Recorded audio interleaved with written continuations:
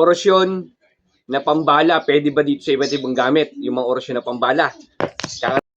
Ayun, yung pambala na orasyon, no? Ginagamit sa pambala ng orasyon, lispala o hindi pumuputok, ay pwede bang gamitin sa iba't ibang medalyon? Ito yung katanungan ni Kuya na bigyan natin ng kasagot. Tara, pag-usapan natin.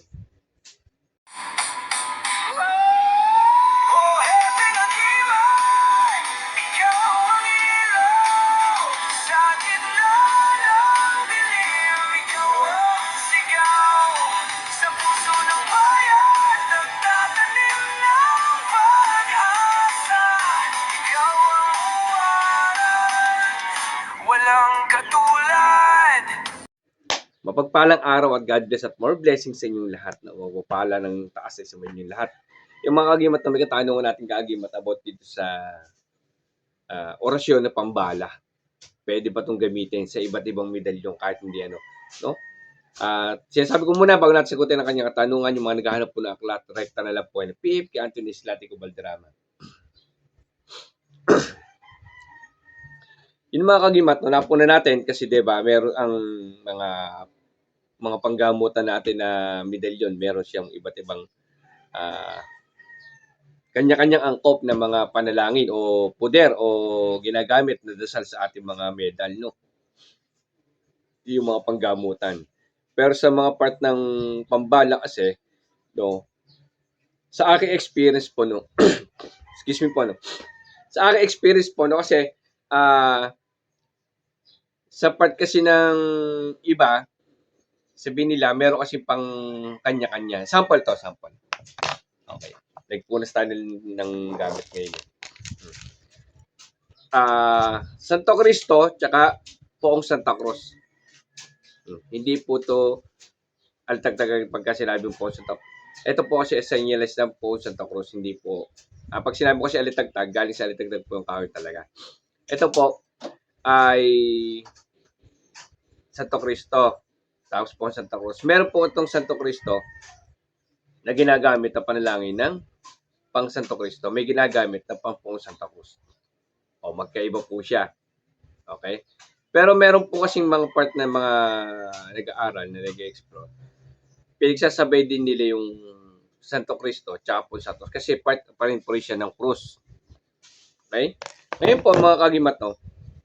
Sa part naman na experience ng inyong kagimat si Heping Agimat, no? Ito pala yung katanungan pala ni Kuya, no? Baka sabihin nyo ay wala nagtatanong. Po may nagtatanong. Kaya po na sinasagot lang natin, may katanungan nga pala. Mga kagimat, no? Sa part na experience sa inyong kagimat, no? Yung part kasi ng iba na ginagawa, meron silang tinatawag natin na round. Ito yung pinagsama-sama ng mga panalangin ng iba't ibang pambala na panalangin na ikinakarga nila sa mga gamit. Opo, yun po yung ginagamit ng iba para kahit sa medal, pwede pong gamitin. Pero through my experience po kasi, ay pwede po. Sa akin po kung kayo may dadagdag na comment naman po na idea, comment down lang po kayo. No? Hindi po lahat ay alam namin. No? Kung kayo sa aral namin, skip na kayo. Mga kagimat, through my experience kasi, nung mga panahon nagte-testing pa tayo lagi ng gamit. Ngayon kasi hindi na tayo masyado nagte-testing. Yung mga gamit kasi, pag nilatag ko dyan, magkakaiba siya. Dadasalan ko siya lahat ng panalangin ko ng mga pambala. O, sabihin natin pambala, pag nakalagay sa aklat, is pambala. Okay? Ngayon, meron akong ginawa sinama din na round. Sa iba, sa round. Yung iba, yung yung solo-solo lang din. Yung, kunyari, 5 pambala kung tawagin natin, no? Pero kasi ako, pag nagkonsagra kasi ako, hindi ko kasi hinahangad yung pambala. Lagi pag nagkokonsagra po ako, lagi ko sinasabi, at hinihiling sa Panginoon sa tatlong persona na pangkaligtasan. Kasi po, kung sa bala lang po, pag binaril lang kayo, paano po na-aksidente kayo ng motor? Diba, sa motor kayo ma-aksidente, paano po gagawin nyo? Diba? Kaya po, pag nagkokonsagra po ako, ang hiling ko lagi, pangkaligtasan. No? Sa part ng tanong ni Kuya, kung pwedeng sa ibang medal po, napagana po natin sa ibang medal. Kasi po, kung tatanungin niyo naman po ay aral ng Team Happy Agimat, kasi sabi ko nga sa inyo, ang aral ng Team Happy Agimat, hindi kami nagbe-base sa gamit. Nagbe-base kami sa karga sa katawan.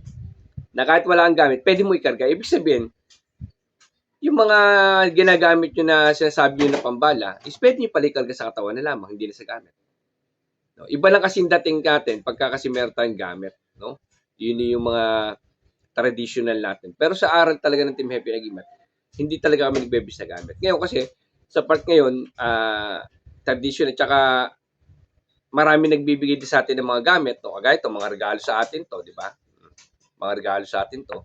Siyempre, kailangan ko silang dasalan, tsaka kailangan ko sila isuot din, kahit paano. No? Siyempre, nakakaya nang binigyan ka. Siyempre, hindi mo nakikita sinusuot mo. Paano isuot mo naman? Yun po yung mga pamamaraan natin. Pero sa sinasabi ko sa inyo, na kahit di kayo talaga maggamit, okay lang. Kaya sabi ko nga sa inyo lagi, huwag na kayong maghangad na kayong mamahal na gamit. Huwag na kayong maghangad ng kung ano-ano pa na gamit. Kung hindi nyo naman kakayanin i-afford o hirap din naman kayo sa buhay, mas advisable ko po sa inyo talaga, karga na lang po sa katawan na kahit wala kayong gamit. O kung meron kayong gamit kahit isang maliit na, sabi natin, parang kung tawagin nila, ordinary lamang o ano, na pwede, yun na lang po gamitin nyo. Para hindi na kayo bumili ng sobrang mahal po. Totoo lang po, sayang din naman ang pera kung bibili kayo sobrang mahal.